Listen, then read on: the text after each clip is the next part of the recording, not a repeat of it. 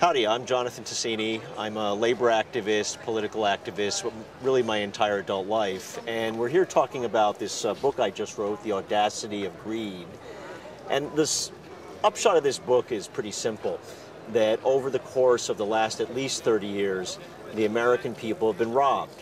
And the recent financial collapse that we've been experiencing is really the result of 30 years of a consistent robbery on the part of a very small elite in this country who have shoveled a tremendous amount of money into their pockets and at the same time created an economic system that has denied workers the fair share of their hard work. I mean, productivity has been skyrocketing for 30 years and wages have been flat. And I think that this is a book coming out at a particularly important time because I believe that people are furious, that the collapse and the evaporation of trillions of dollars of wealth, of money of people's retirement, millions of people that are unemployed, people are now seeing pretty clearly how they've been robbed.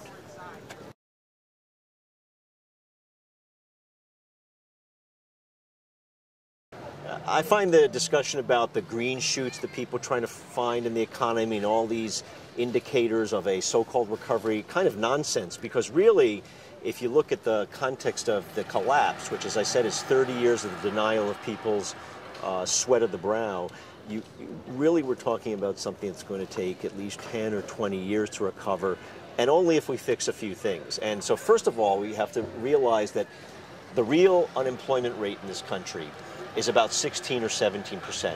When you read about this 9.5 or 9.7, that's nonsense. It's almost double that if you take into account the people who have given up looking for work, people who can't find full-time work and only working part-time, and people, another category, people who are working for the minimum wage, which is a travesty in this country. It's a poverty-level wage, and we should be ashamed as a country that we talk about the wonders of the minimum wage rising. There should be a minimum wage, but it has to be at least 3 times the level it currently is at. So how do we fix this? Number one, we have to have broad unionization. There is no better middle-class jobs program in America, and no better working-class jobs program, and no better program for the poor. And of course, we don't talk about poverty in America anymore. No better program than broad unionization, because when workers get to be in a union, it's clear that not only that they do better in terms of money, but they have dignity, respect, and power, and some control of corporate power in the workplace. The second thing is we have to completely redo many of the rules of the economy. For example, the Federal Reserve Board. Why is it that the Federal Reserve Board is considered to be quote-unquote independent?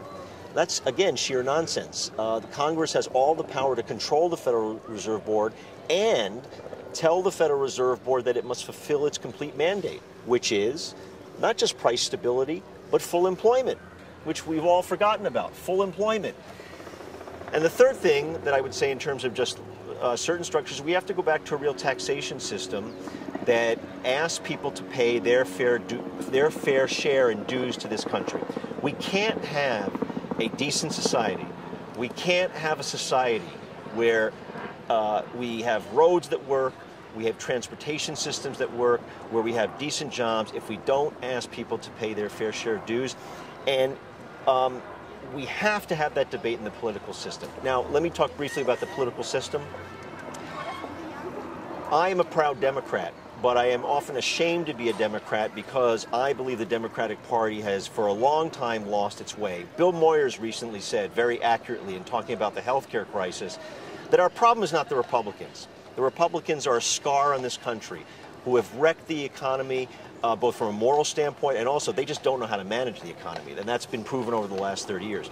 But where is the Democratic Party? Where is the Democratic Party that was supposed to and is supposed to stand up for people? We have too much influence of corporations in the Democratic Party. We need to have more real Democrats in the Democratic Party. And when we do have those people, and hopefully we can reshape the Democratic Party, then we'll be able to redo the rules of the economy and get rid of this free market nonsense and have a market and an economy that works for people.